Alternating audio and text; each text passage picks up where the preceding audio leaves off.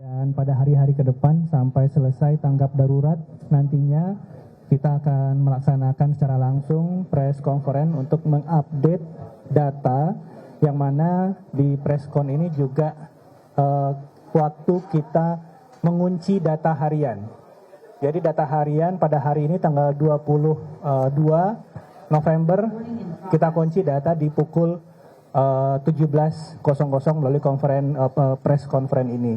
Nantinya meskipun ada data yang masuk, nantinya besok pagi akan kita update secara terbatas untuk kemudian kita kunci lagi di jam 5 sorenya.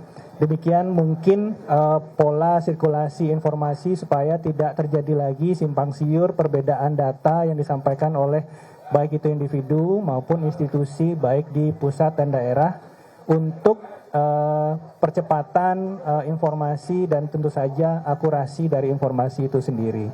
Baik, dalam konferensi pers sore ini sudah hadir Bapak Kepala BNPB, Bapak Letnan Jenderal TNI Suharyanto, SOSMM.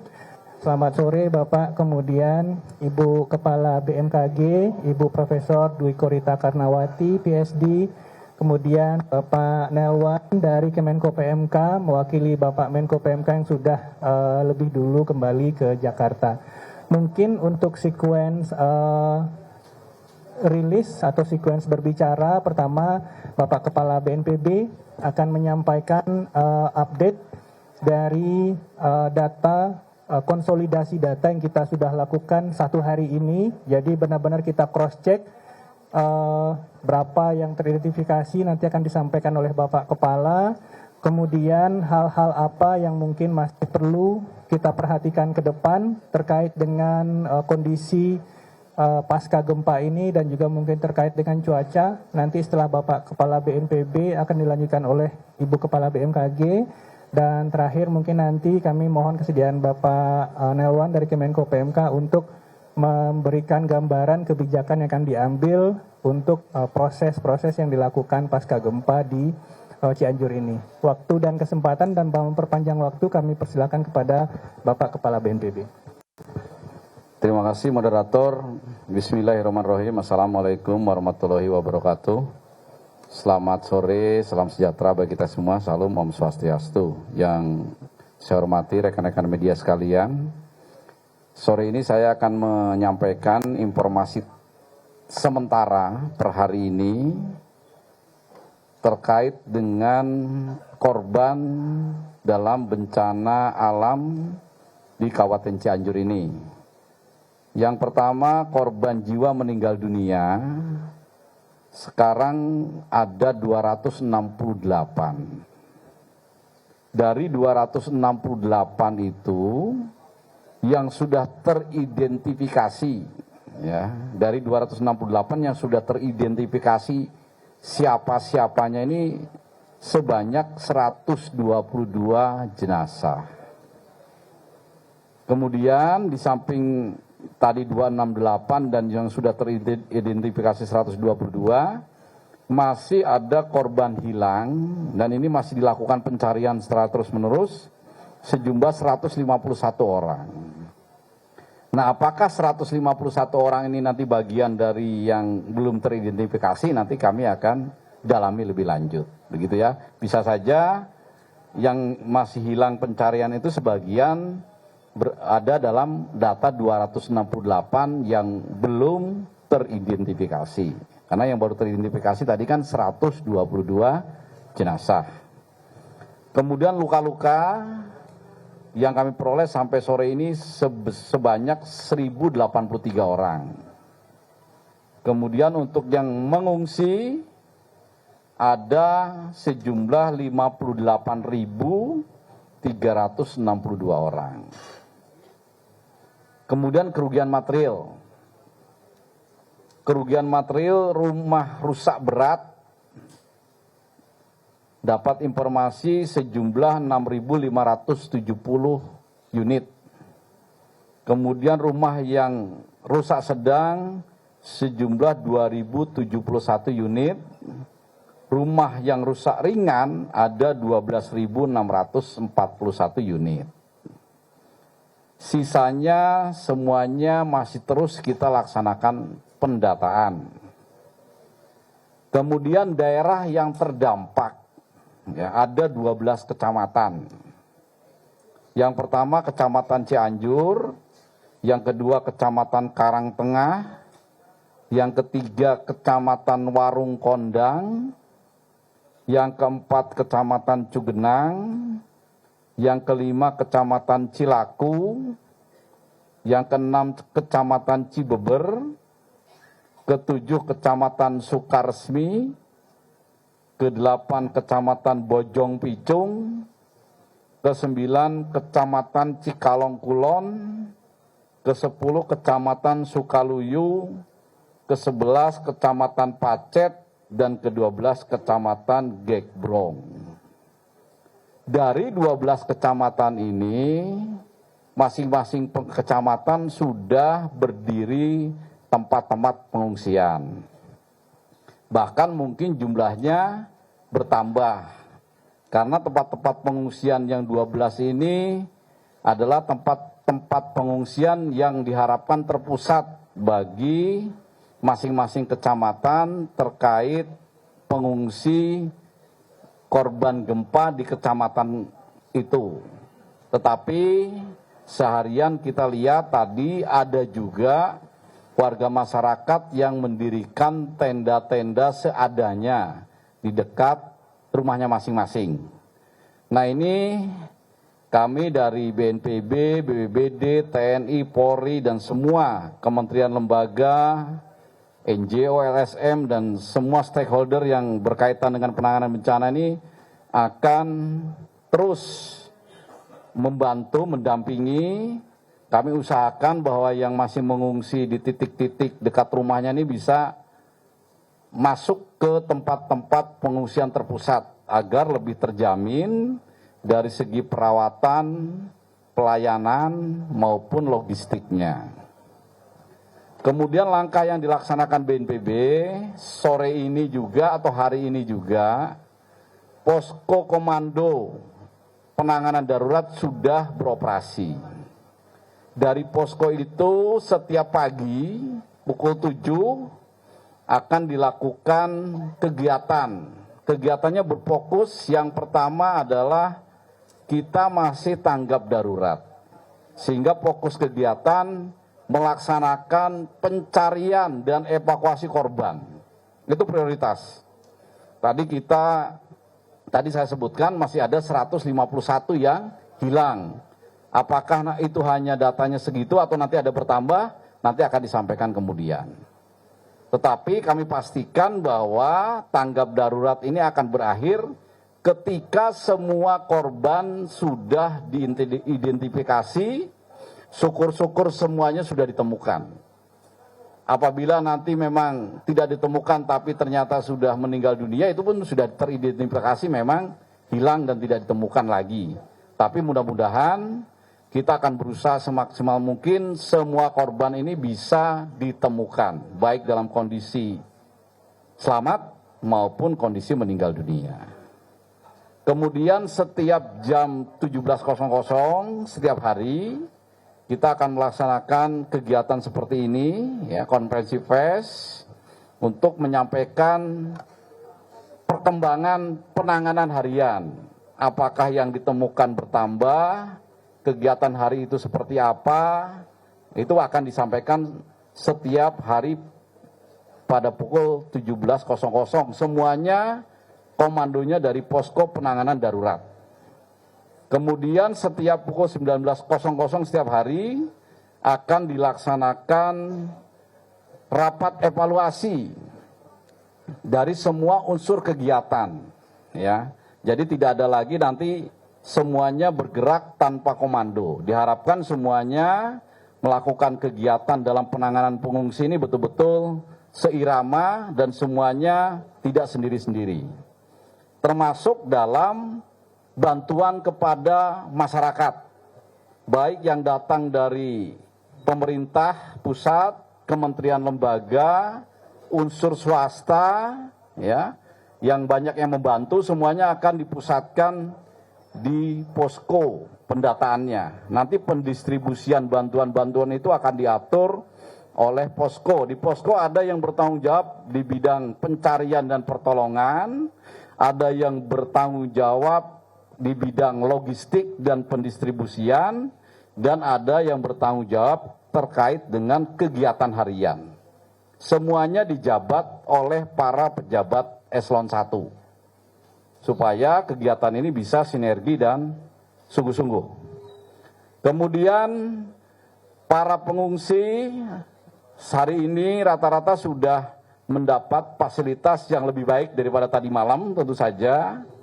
Tenda-tenda yang lebih besar, yang representatif ini sudah didirikan, baik dari pemerintah daerah, baik dari TNI, Polri, Kementerian Sosial, BBBD, BNPB, dan tenda-tenda bantuan lain. Diharapkan tidak ada lagi yang menggunakan tenda seadanya. Nanti Ibu Dwi Korita akan menjelaskan situasi terkait iklim.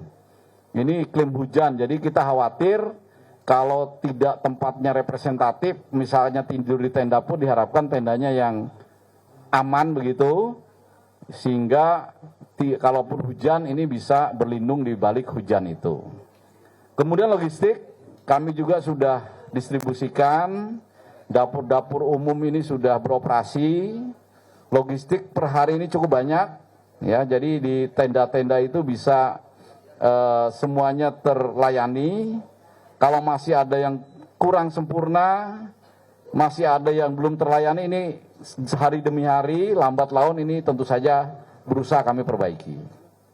Kemudian rumah sakit yang ada, Rumah Sakit Umum Daerah Cianjur, Rumah Sakit Sayange, ini dua-duanya sudah beroperasi, bahkan menambah tenda-tenda di depan rumah sakit.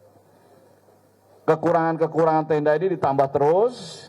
Kemudian tenaga medis ini juga dari Kementerian Kesehatan juga sudah dibantu, khususnya terkait dengan dokter-dokter bedah ahli tulang. Dan yang berat, untuk tidak menambah beban Kabupaten Cianjur, sebagian juga sudah dirujuk ke rumah sakit di luar Kabupaten Cianjur. Kami informasikan bahwa kemarin 100 pasien juga sudah dikirim ke Rumah Sakit Hasan Sadikin di Bandung. Kemudian dalam tanggap darurat ini, rekan-rekan media sekalian, kita sudah menyampaikan kepada masyarakat bahwa masyarakat akan didampingi, dilayani, tidak akan menderita secara sendirian. Tadi ada kunjungan Bapak Presiden juga sudah menyampaikan kepada masyarakat. Rata-rata masyarakat ini memikirkan rumahnya. Banyak rumah tadi yang rusak berat itu hancur, ya. Ini ada 6.570, sudah kita jelaskan kepada masyarakat. Makanya tanggap darurat ini bisa cepat selesai gitu.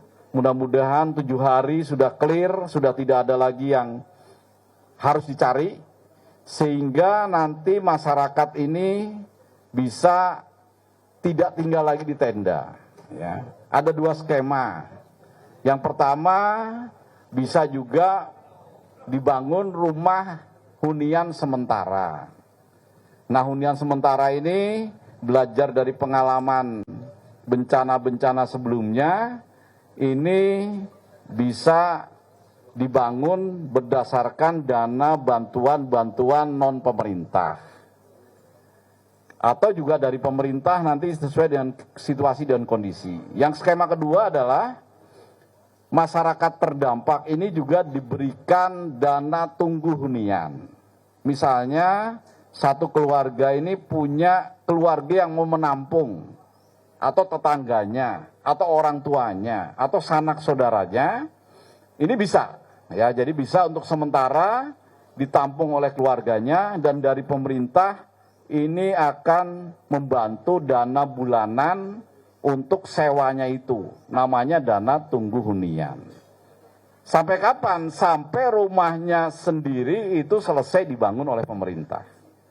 Nah, kami tadi sudah koordinasi dengan Bupati, ya Pak Bupati akan melaksanakan pendataan secara cepat gitu, sehingga setelah tanggap darurat mulailah kita membangun rumah-rumah masyarakat yang rusak berat itu, supaya dalam waktu yang tidak terlalu lama mereka sudah kembali ke rumah yang baru. Itu semuanya dibangun oleh pemerintah.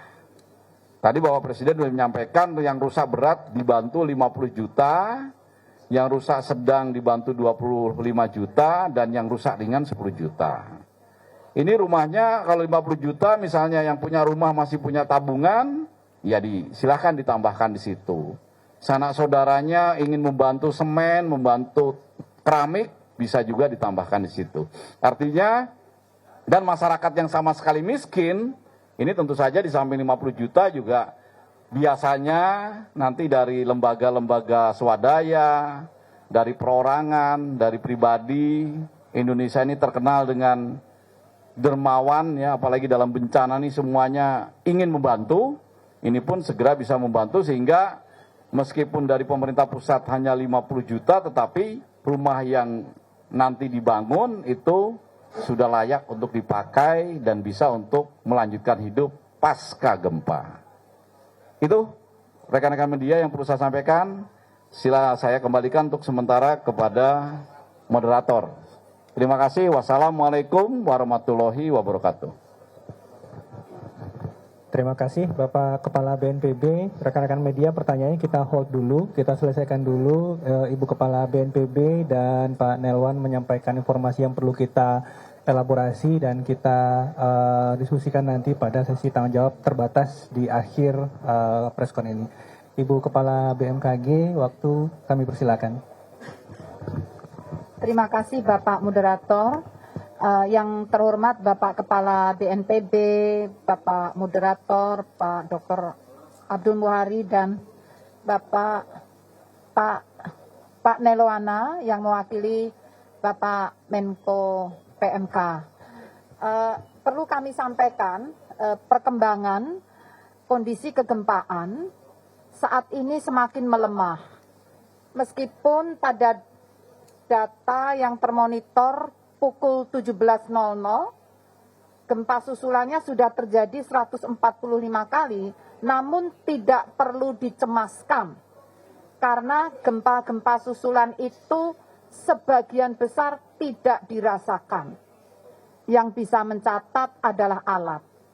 Ada beberapa yang dirasakan. Nah, ini yang tercatat yang paling besar, gempa susulannya magnitudo 4,2. Dan yang paling kecil 1,2.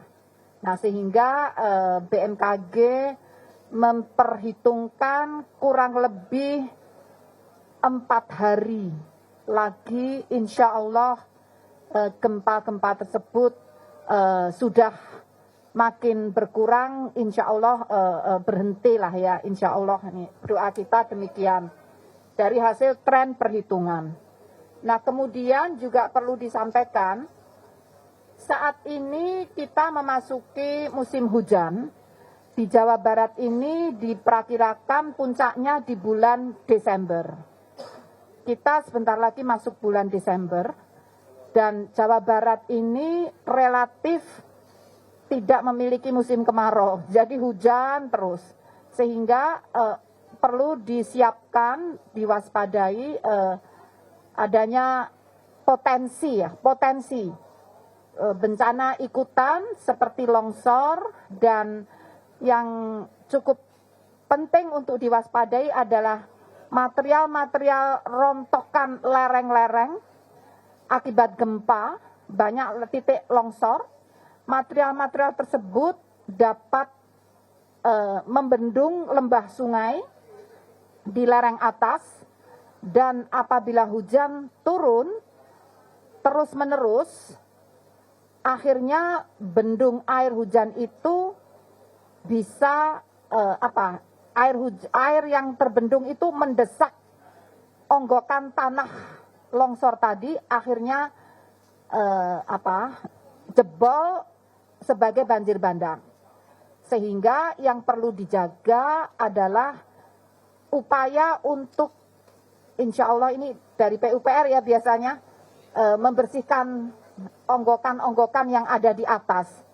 Hal tersebut juga terjadi saat peristiwa gempa di Palu dan juga gempa di Sumatera Barat, di Pasaman, dan di beberapa wilayah lainnya. Jadi langkah yang mendesak itu adalah mengendalikan onggokan tanah material ataupun kayu-kayu yang menutupi aliran sungai di lereng atas.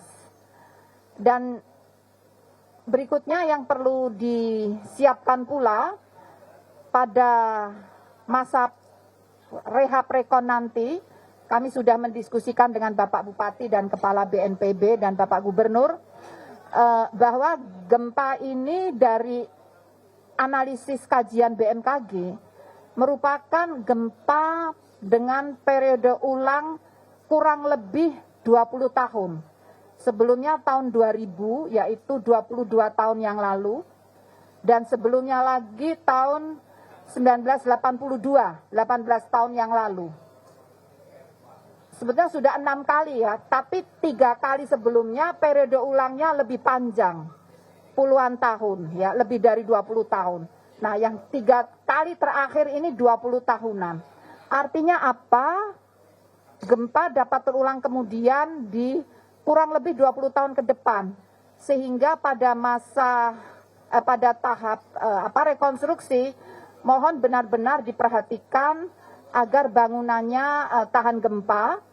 Dan karena lokasi banyak rumah yang runtuh itu juga berada pada lokasi rawan longsor, juga perlu diperhatikan tahan longsor atau mencari tempat yang aman. Nah, mencari tempat yang aman tidak berada pada pinggir lereng yang rawan longsor atau tidak berada pada bantaran sungai. Nah, untuk itu BMKG sedang melakukan survei untuk mendapatkan atau mengidentifikasi tanah-tanah mana yang relatif lebih aman terhadap guncangan gempa. Akan segera kami sampaikan ke pemerintah daerah. Dan saya tadi bertemu dengan tim dari Pusat Vulkanologi dan Mitigasi Bencana Geologi. Beliau melakukan survei untuk longsor. Karena longsor ada di bawah Pusat Vulkanologi dan Mitigasi Bencana Geologi.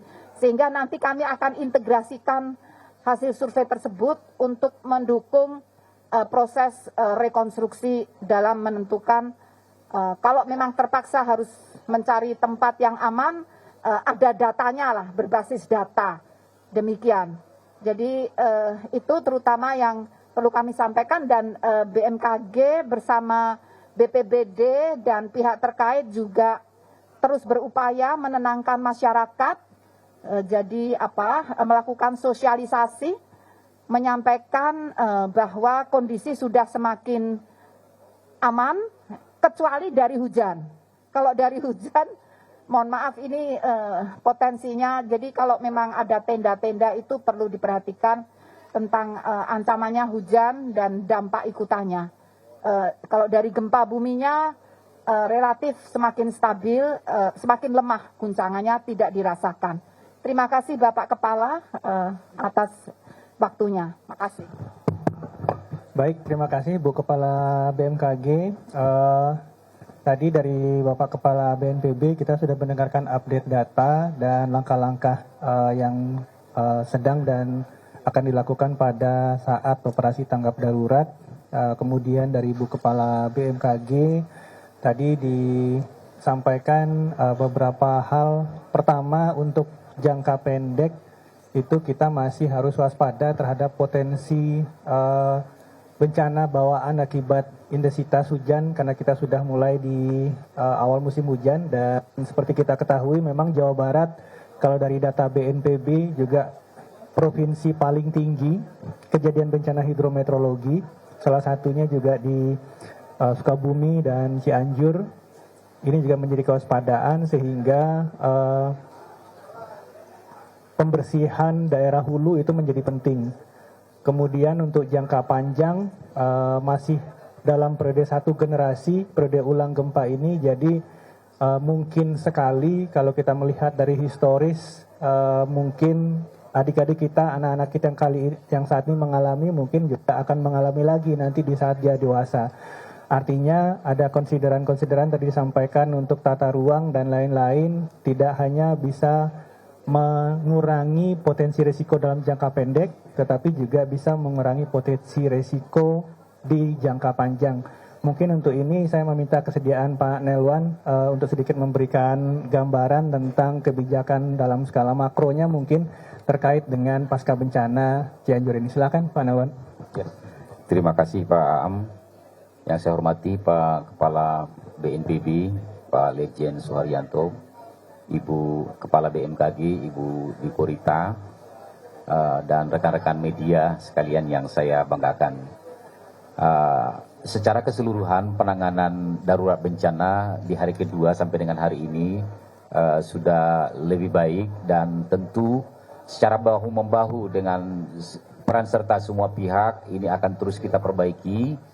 Seperti disampaikan oleh Pak Kepala Badan tadi, fokus kita ada di 3 penanganan. Pertama itu adalah di upaya pencarian, evakuasi dan penyelamatan.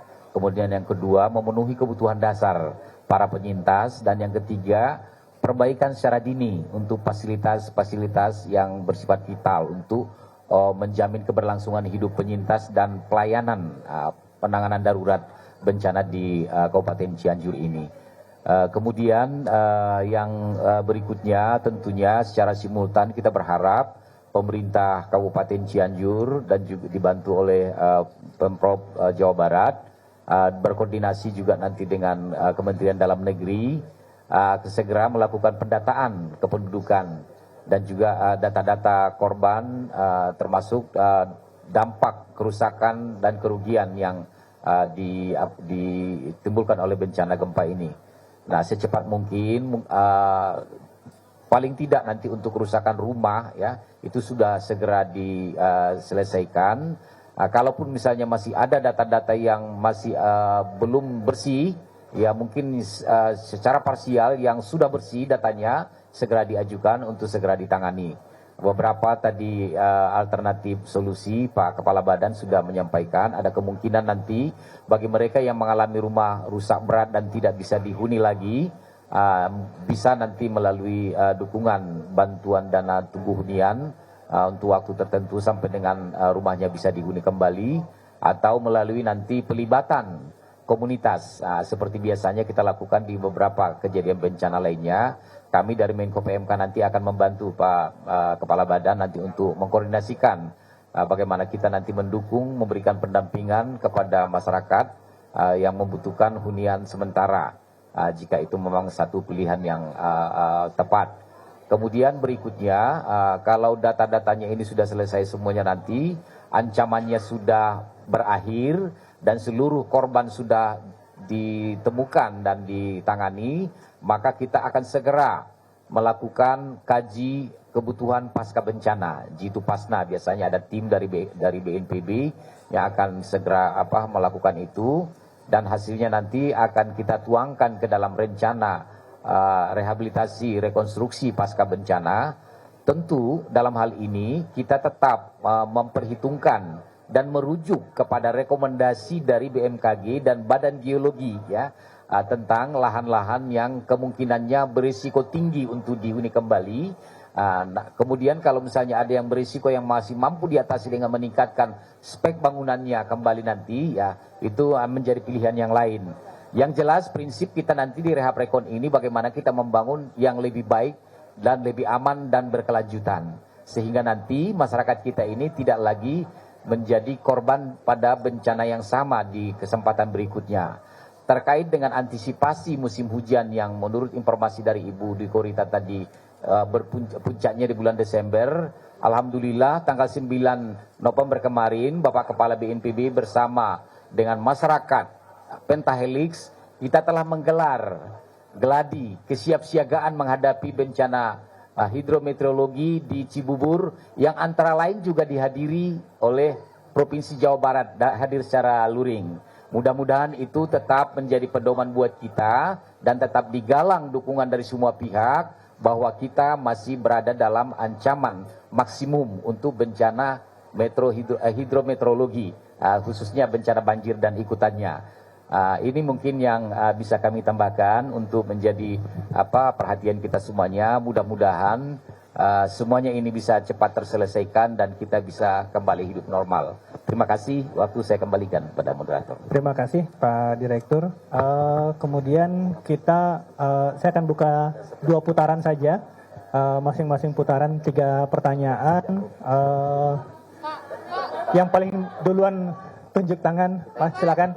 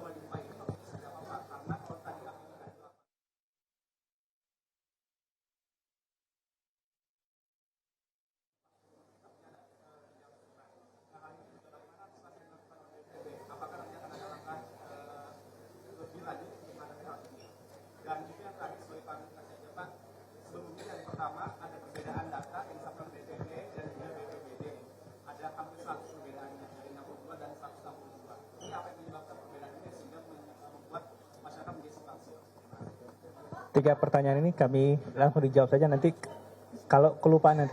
Izin Bapak Menteri, Pak Bupati.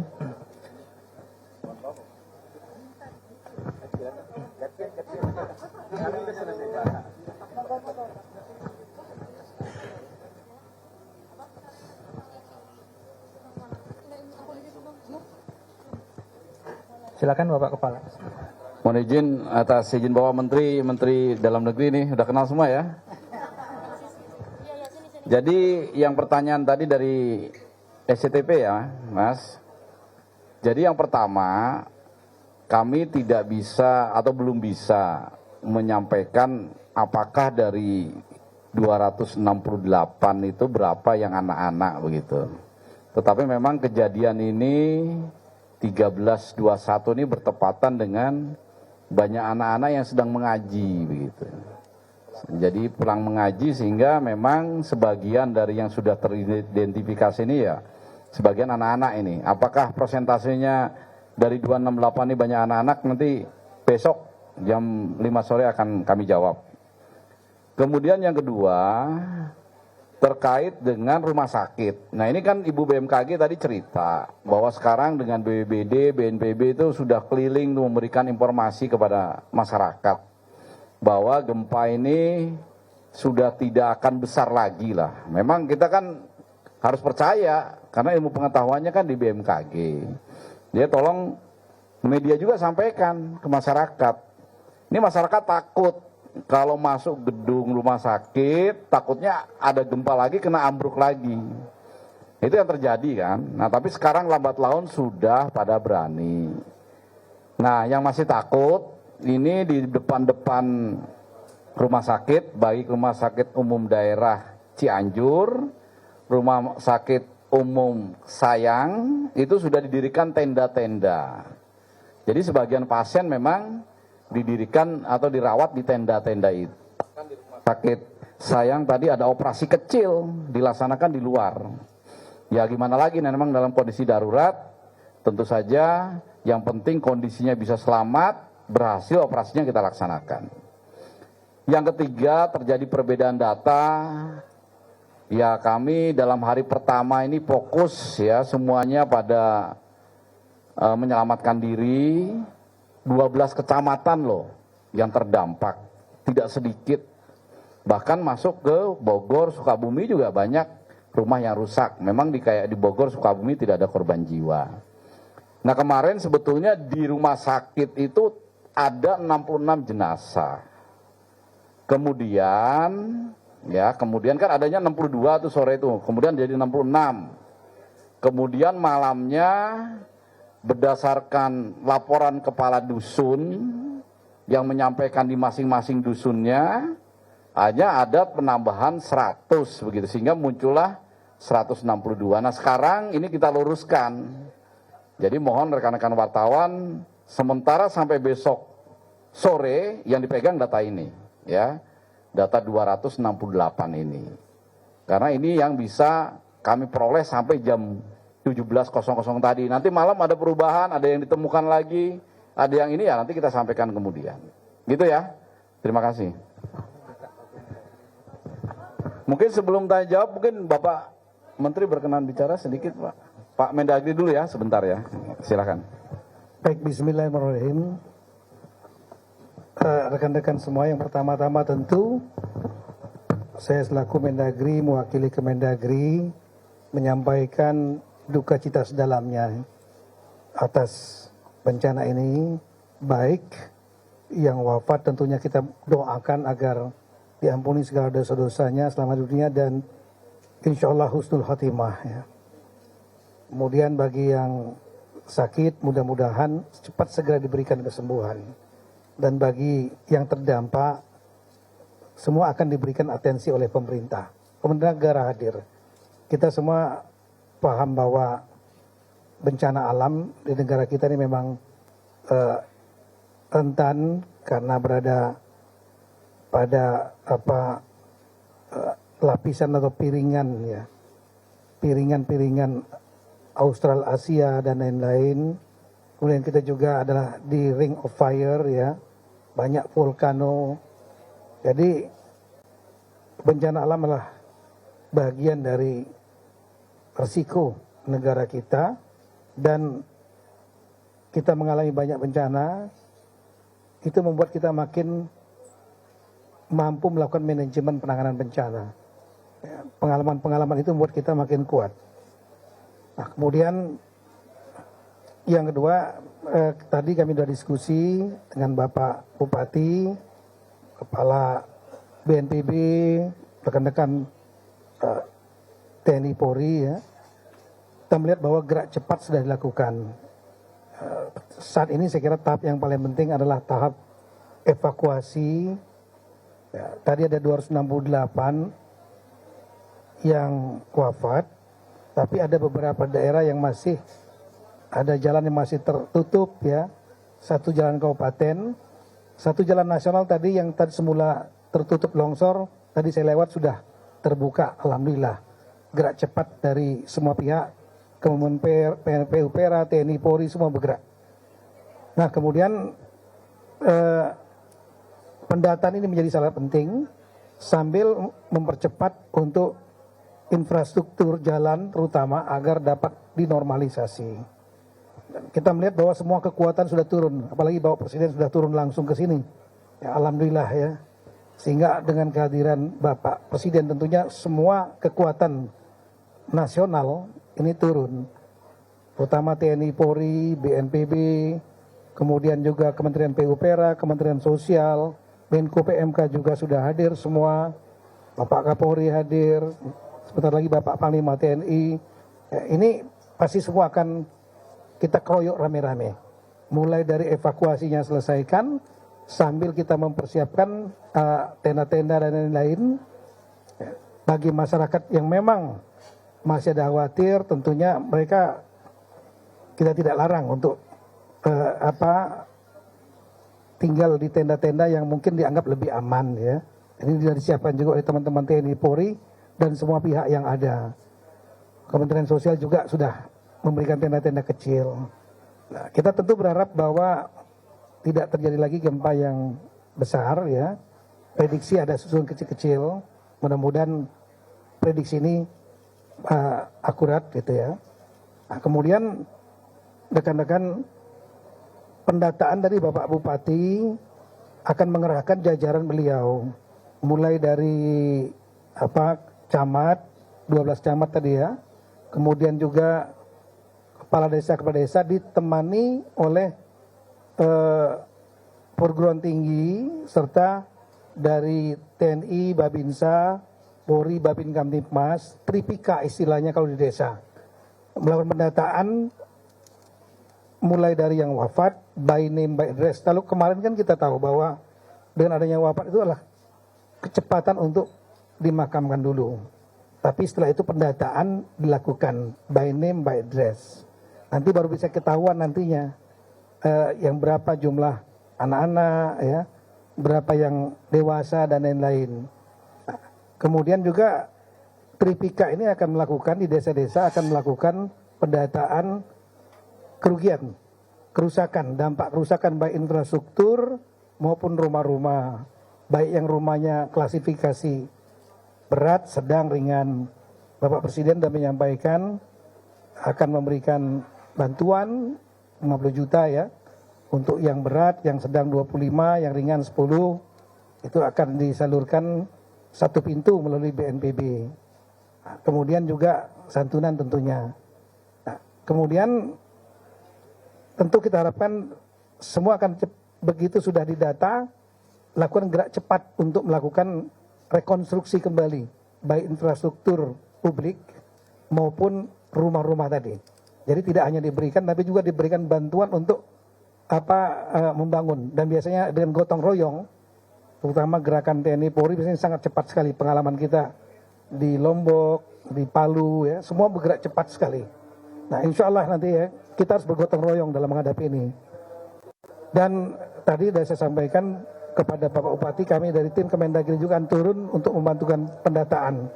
Saya pada kesempatan yang baik ini menghimbau rekan-rekan kepala daerah, terutama Bupati Wali Kota se-Jawa Barat, inilah waktunya untuk memberikan bantuan, menunjukkan solidaritas kita kepada saudara-saudara kita yang terkena musibah bencana alam ini. Ya. Ada dana BTT, belanja tidak terduga, yang bisa dimanfaatkan, yang sudah sisa di akhir tahun ini.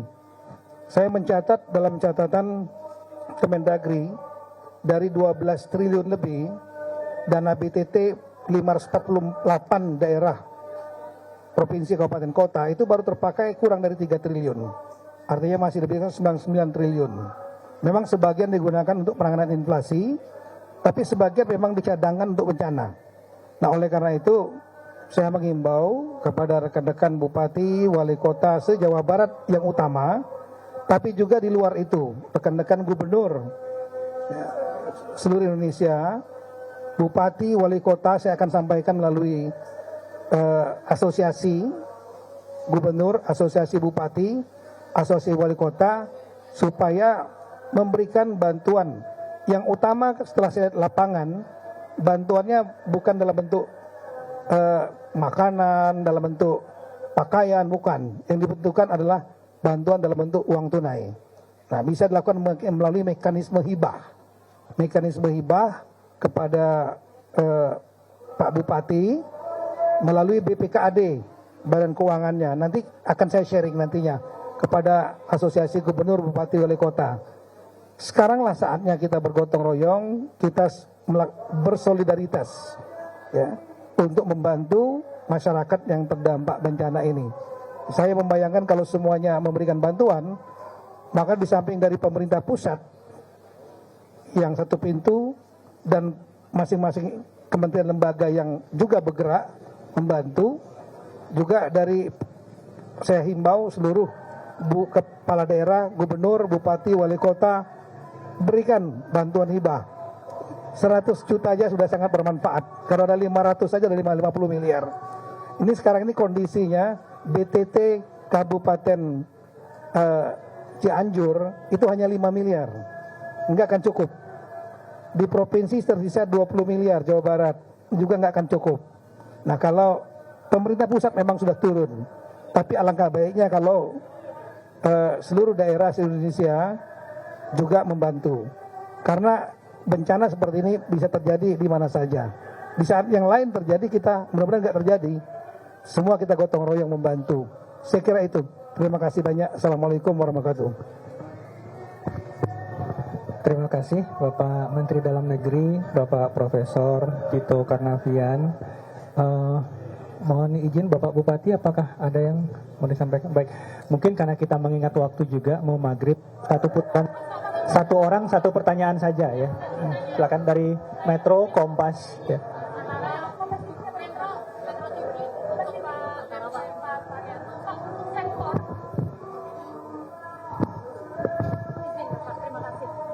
Untuk sektor pencarian di korban yang masih hilang ini dibagi menjadi berapa sektor Pak, dan difokuskan di titik mana saya? Ada 12 kecamatan, tapi kecamatan terparah itu di mana? Dan untuk Pak Bupati sekalian Pak, tadi BTT-nya hanya 5 miliar.